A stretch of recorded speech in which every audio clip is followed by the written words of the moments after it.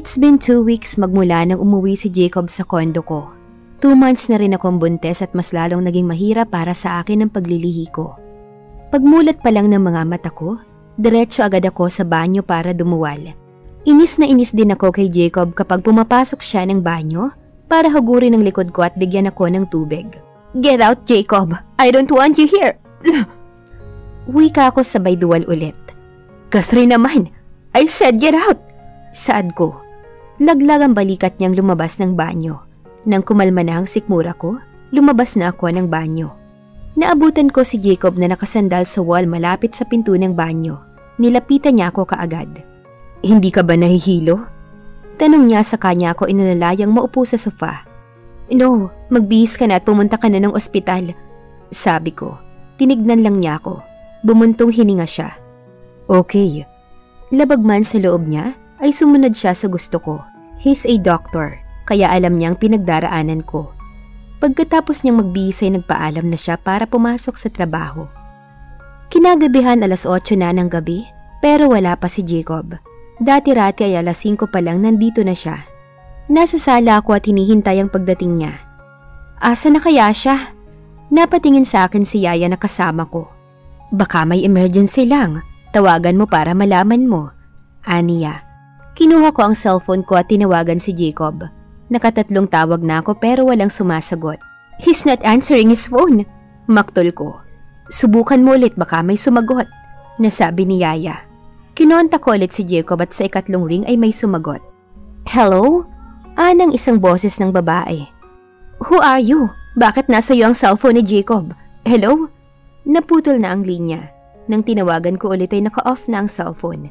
Inis kong ibinato ang cellphone ko. "Oh, anong problema?" Tanong ni Yaya. "Babae ang sumagot. And then I tried to call again. Naka-off na ang cellphone." Gigil na gigil kong sabi. Inis akong tumayo saka ako pumasok sa kwarto ko. Humanda siya pag uwi niya. 2 oras pa ang hinintay ko bago siya dumating. Pagkapasok ni Jacob sa kwarto ay binato ko siya ng unan. Napailing siya sa gulat at tumingin sa akin. Sabay binato ko ulit. "Hey, what's wrong?" Pinagbabato ko pa siya. Iniilagan niya lahat ang mga hinahagis ko. Lumapit siya sa akin at hinawakan niya ang 2 kamay ko at inihiga ako sa kama. "Let me go!" Sigaw ko. "What's wrong? Bakit galit na galit ka?" Tanong niya. "Where have you been, ha?" "Sa ospital." Mahinahon niyang sagot. "Ospital? Sino yung babaeng sumagot sa cellphone mo?" Bulyaw ko sa kanya. "Nurse sa ospital. Nasa emergency room ako kanina and I forgot my mobile phone." Paliwanag niya. "Liar!" Sigaw ko. Nagpumiglas ako pero dinaganan niya ako para hindi ako makagalaw. Nakangiti siya habang pinagmamasdan ako. "You're jealous," aniya. "I'm not!" Bulyaw ko. Tumingin siya sa labi ko saka muling tumingin sa mata ko. "Really?" Sabi niya na nakangiti. "Yes!" He claimed my lips. Ang kaninang nagbabaga kong galit ay unti-unting naglaho. He stopped kissing me. "Don't worry, I will marry you and I will be yours forever. You don't need to be jealous, Catherine." Ngumuso lang ako saka ko ibinaling sa ibang direksyon ng paningin ko. Sa gilid ng mata ko ay nakita ko siyang nakatingin pa rin sa akin. Pero hindi nakangiti. Tumingin ako sa kanya. "Bakit ganyan ang itsura mo? Is there anything wrong?" Tanong ko. "Nothing," sagot niya. Binitawan niya ang kamay ko saka siya tumayo. "Nag-dinner ka na?" Tumango ako bago bumangon. "Ipaghahanda na lang kita ng dinner." "Hindi na, kumain na ako sa ospital. Matulog ka na, mag-shower lang ako sandali." Sabi niya. Dumiretso na siya sa banyo. I feel there's something wrong with him. I need to know what's bothering him. Pinagbawalan na akong mag-drive ni Jacob, pero palihim pa rin ako ang nagmamaneho ng kotse ko. Pinuntahan ko si Grace sa kondo niya. Nagulat pa siya nang mapagbuksan ako. "Catherine?" Gulat niyang sabi. "Oh, bakit parang gulat na gulat ka?"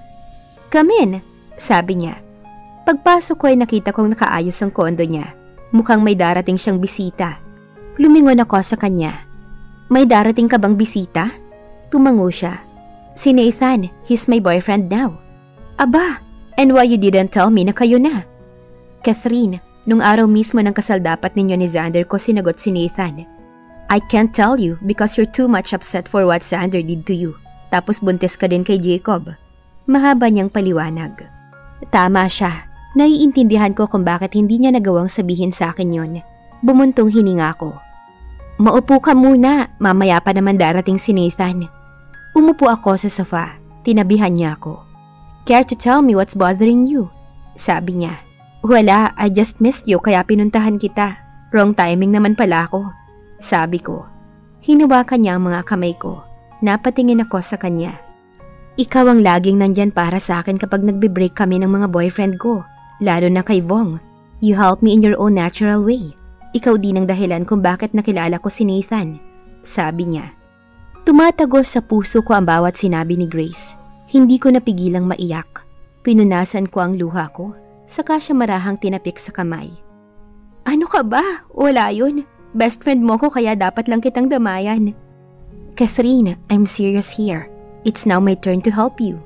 Kaya kung ano man yan, sabihin mo na sa akin. Seryoso niyang sabi. Bumuntong hininga ako. Ito din naman ang kailangan ko ngayon, ang may mapagsabihan ng nararamdaman. Grace, alam ba ni Nathan na buntis ako? Tanong ko. Umiling siya. No, I didn't tell him and I have no plan to tell him. He's Xander's cousin. Hindi ako sumagot. Tama naman siya. Jacob is willing to marry you. Did he broke up with Nika? Tanong niya. Sabi niya wala na sila. He's living now in my condo for 2 weeks. Sabi ko na ikinabigla niya. What? So, you're doing the, you know? Yes. Pagsagot ko sa tanong na hindi niya matapos-tapos. Nanlaki ang mata niya sa gulat saka napatakip sa bibig. Don't look at me like I made the biggest mistake in my life. Sabi ko sabay irap. Wala naman akong sinabing ganyan. Aniya, I just look at her and she sighed. Come on, Catherine. Just spill it out. What's bothering you? Naiinis niyang tanong. I think napipilitan lang siya na pakasalan ako because of my baby. Malungkot kong saad. Tumayo si Grace at marahas na napabuga ng hangin. Catherine naman, hindi mo pa ba nararamdaman? He's bound to marry Nika. But he immediately dumped Nika when he found out that you're pregnant with his child. Do you think he will do that if he really loves her? Naiinis niyang sabi. Pero kakaiba ang kinikilos niya nitong mga nagdaang araw. He will go to work early and go home late. No calls, no text. Halos hindi ko na siya makasabay kumain eh. Paliwanag ko. You know what? Parang nagkabaliktad tayo ngayon. Dati ako ang ganyan, ngayon ikaw naman. Pinunasan ko ang mga luha ko. Kung kailan naka-move on na siya, ako naman ang naging miserable. Umupo siya sa tabi ko. Busy lang siguro si Jacob. Why don't you try to ask him? What will I ask him? Tanong ko. Why is going home late? Why is not calling or texting you? And the most important question is, kung pakakasalan ba niya ako dahil mahal niya ako at hindi lang dahil sa anak namin, I will not ask that, Grace. Dahil kahit saan mo tignan, isa lang ang malinaw na sagot. It's because of the baby. Sabi ko. Biglang tumunog ang doorbell. Mabilis pa sa 4:00 tumayo si Grace at binuksan ang pinto. Hi honey. Narinig kong sabi ni Nathan. Napadako sa akin ang mata ni Nathan. Tumayo ako. Hi Catherine, nandito ka pala. Nag-aalangang sabi niya. Ngumiti ako. Paalis na rin ako. Sumabay ka nang mag-dinner sa amin ni Nathan. Yaya ni Grace. Oo nga naman Catherine. Segunda ni Nathan. Hindi na, sa bahay na lang ako kakain. And also I don't want to disturb you for your special dinner. Sabi ko. I'm so sorry for what my cousin did to you. Until now we don't have news about him. Sabi ni Nathan. It's okay. Maybe he's not yet ready to have a family of his own. Alis na ako. Enjoy your night. Humalik ako kay Grace at lumabas na ng pinto. Pagkasakay ko sa kotse ko ay ayaw ko pang umuwi. Tinignan ko ang wristwatch ko at 8:30 pa lang ng gabi. Nag-drive ako at nagpunta ako sa Luneta Park. Naupo ako sa isang bench doon. Pinagmamasdan ko ang mga batang masayang naglalaro. Hinaplos ko ang maliit ko pang tiyan. Baby, I don't know if I can give you a complete family, but I promise to give you a better life, with or without your father. Bulong ko. Tumulo ang luha ko.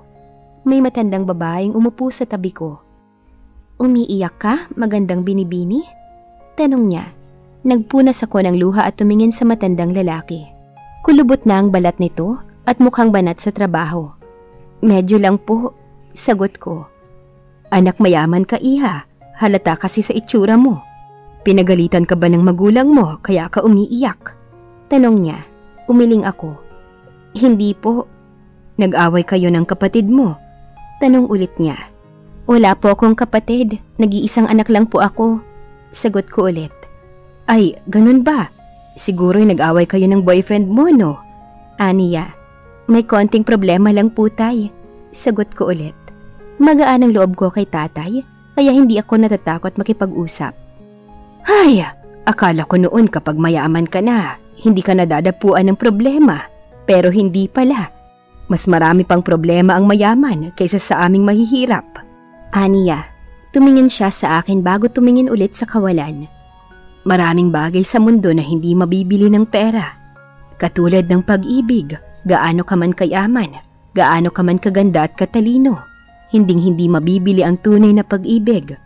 Mahadlangan mo man ang pagmamahalan ng dalawang taong nag-iibigan, gagawa at gagawa pa rin sila ng paraan para maipaglaban ang pag-ibig nila. Kahit nakatapusan pa ang maging kapalit nito. Mahabang litanya ni tatay. Napatingin ako sa kanya. Tay, sa palagay niyo po ba masama akong babae? Wala sa loob kong tanong. Ngumiti si tatay sa akin. Hindi, Iha. Nagmahal ka lang. Nagulat ako sa kanya. Kilala ba ako ng taong ito? Ano pong ibig niyong sabihin? Kilala niyo po ba ako? Tanong ko. Hindi kita kilala, Iha. Nababasa ko lang sa mga mata mo na may minamahal kang isang tao na pag-aari ng iba. Sagot niya. Yumuko ako. Best friend ko po siya, tay.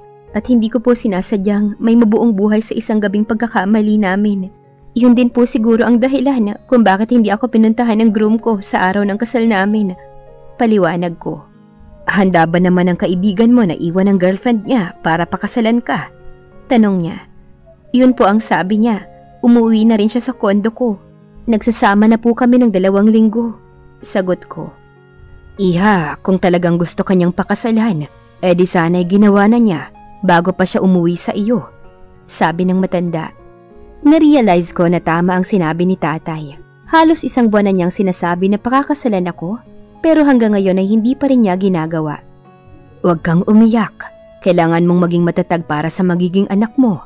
Swerte ang batang yan, kaya alagaan mo. Sabi ng matanda. Tumayo na ang matanda. Maiwan na kita at magtitinda pa ako ng balot. Tumayo ako at tinawag ang matanda. Tay, sandali po. Dumukot ako ng pera sa sling bag ko at iniabot sa matanda. Kunin niyo po ito, konting tulong lang po. Sabay abot ko sa pera. Huwag na anak, itago mo na lang yan, sabi niya. Para sa'yo po ito, tay. Kinuha ko ang kamay niya at inilagay doon ang pera. Salamat, Iha, sabi niya. Wala pong anuman. Naglakad na ang matanda at umalis. Naglakad na rin ako at pumasok sa kotse. Ini-start ko na ang kotse ko. Nakita ko ang isang Italian restaurant. Biglang gusto kong kumain ng Italian food. Pinaandar ko ang kotse ko at nagpunta sa restaurant na yon. Bumaba ako at papasok na sana sa pinto ng restaurant nang makita ko sina Jacob at Nika na nasa loob ng restaurant. Tumatawa si Jacob at mukhang enjoy sa kinukwento ni Nika. Kinuha ko ang cellphone ko at tinawagan si Jacob. Nakita ko siyang tumayo at lumayo kay Nika bago sinagot ang tawag ko. Nasaan ka? Tanong ko agad pagkasagot niya ng telepono. Nasa ospital. Bakit maingay ang background mo? Nasa daan ka ba? Hindi ko na siya pinatapos magsalita. Ini-off ko na ang cellphone ko. Luhaan akong sumakay sa kotse ko. Nag-ring ang cellphone ko. Tumatawag si Jacob. Ngunit hindi ko sinagot.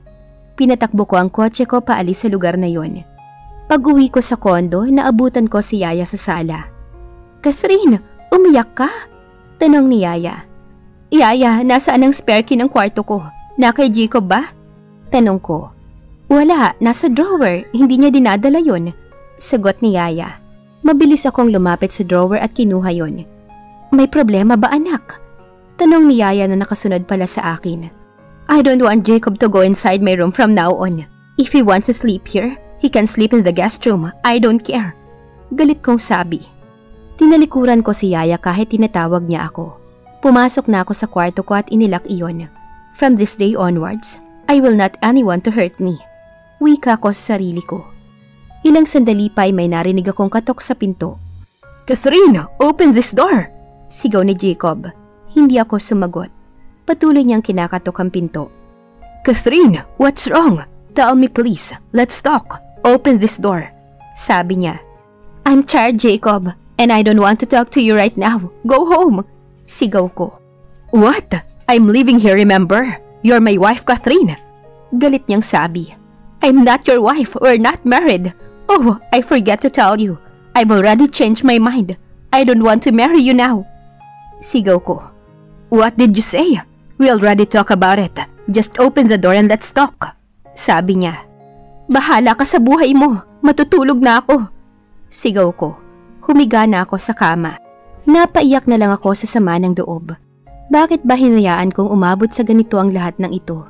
Nakatulog ako ng may luha sa mga mata. 9:00 na ng umaga nang magising ako kinabukasan. Gaya ng dati, nagduduwal ako pagkabangon ko. Naligo muna ako bago lumabas ng kwarto. Sa kusina ako dumiretso. Nandoon si Jacob sa tapat ng ref at kumukuha ng tubig.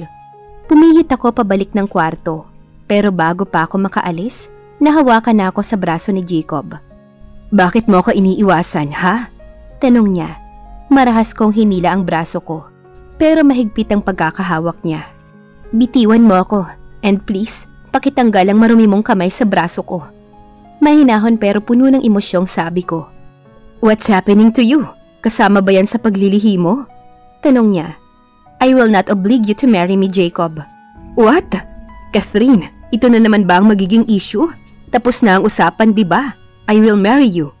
Aniya. Oh well, nagbago na ang isip ko. Ayoko nang makasal sa'yo. Sabi ko.